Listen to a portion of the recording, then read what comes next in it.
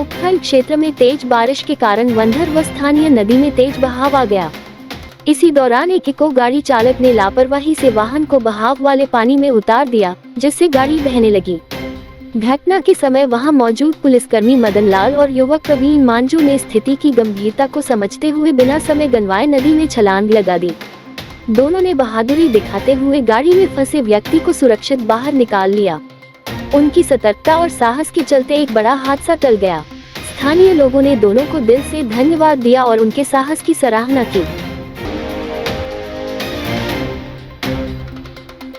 जिला भाजपा की ओर से डॉक्टर श्यामा प्रसाद मुखर्जी के बलिदान दिवस और आपातकाल काला दिवस के 50 वर्ष पूर्ण होने पर राज्य मंत्री ओटाराम देवसी, सांसद लुम्बाराम चौधरी व भाजपा जिलाध्यक्ष डॉक्टर रक्षा भंडारी ने पत्रकार वार्ता में कहा कि एक निशान, एक संविधान और एक प्रधान का नारा डॉक्टर श्याम प्रसाद मुखर्जी ने दिया।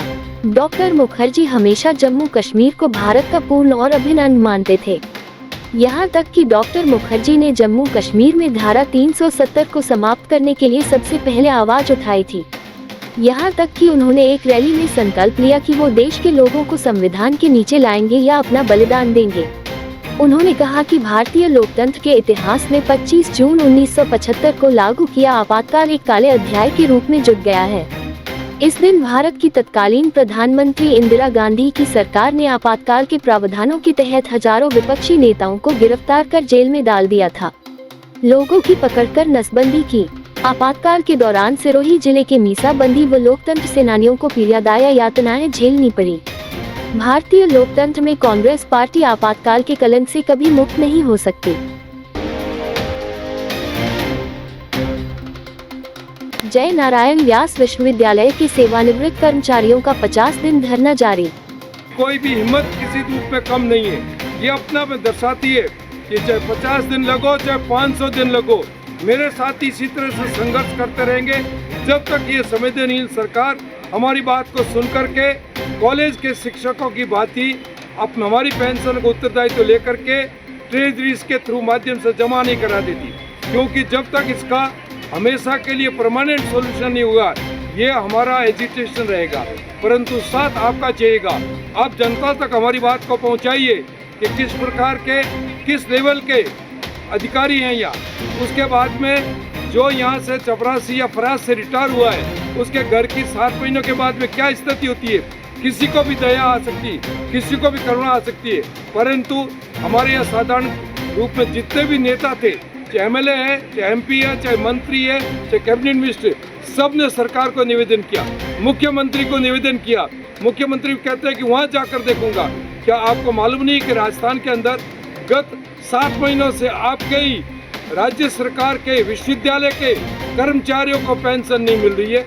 आपका कोई उत्तरदायित्व तो नहीं है।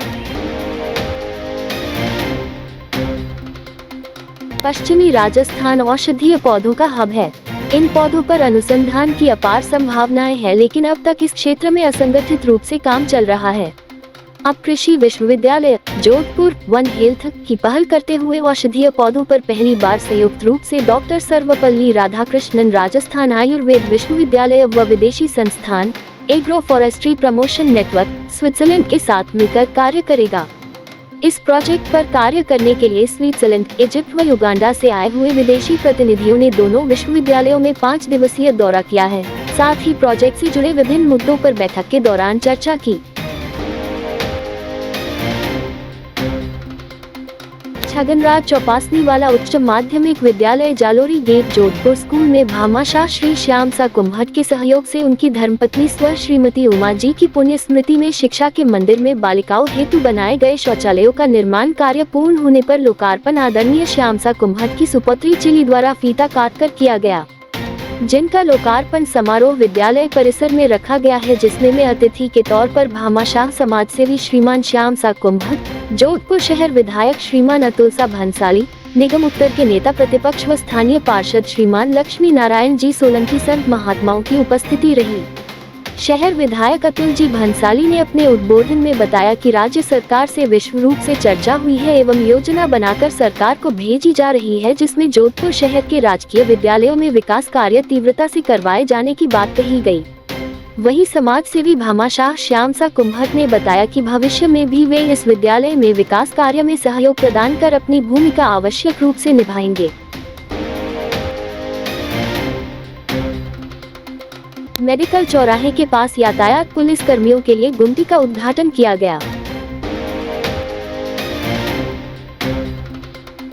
अग्निहोत्री आश्रम में सामूहिक यज्ञोपवीत संस्कार का आयोजन किया जाएगा। अग्निहोत्री रवि दत्त के सानिध्य में कार्यक्रम आयोजित किया जा रहा है। वेदों, शास्त्रों, पुराणों को अपने गर्भ में धारण करती है, तो उस गर्भ में धारण करने वाली गायत्री की उपासना सबसे पहले की जाती है, ताकि उसकी कृपा मात्र से जो भी द्विज जाति है वो उसकी कृपा से वेद का अध्ययन, पुराणों का अध्ययन कर सके। इसीलिए गुरु के द्वारा पहले यज्ञोपवीत धारण करवा के उसको गायत्री का उपदेश देना है। यह ऐसा अलौकिक जो इस प्रकार का अलौकिक जो ये कार्य है, इसको अद्योकाल आश्रम में इस शिवराज जी महाराज की परंपरा से निर्वहन करते हुए यह शरीर कल दिनांक 4 जुलाई आषाढ़ शुक्ल नवमी को सामूहिक यज्ञोपवीत संस्कार का आयोजन करने जा रहा है। उमस भरी गर्मी से राहत पाने के लिए बच्चों ने पानी में लगाई छलांग।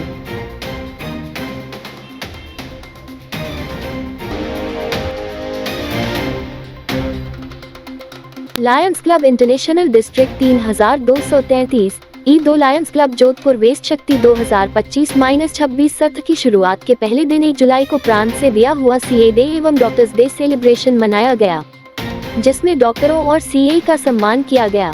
उन्हें माला पहनाकर, सर्टिफिकेट देकर और गिफ्ट देकर सम्मानित किया गया। इस कार्यक्रम में क्लब के सभी सदस्य मौजूद थे। कार्यक्रम का संचालन सचिव कांता सुराना एवं राजवंती सोनी द्वारा किया गया एवं कार्यक्रम संयोजिका मधु जी मेहता द्वारा बहुत ही सुचारू रूप से संचालित किया गया। ये थे आज के मुख्य समाचार। विस्तार से जानने के लिए पढ़ते रहिए दैनिक नव ज्योति। दैनिक नव ज्योति के YouTube चैनल को सब्सक्राइब करें और ताज़ा अपडेट के लिए बेल आइकॉन दबाएं।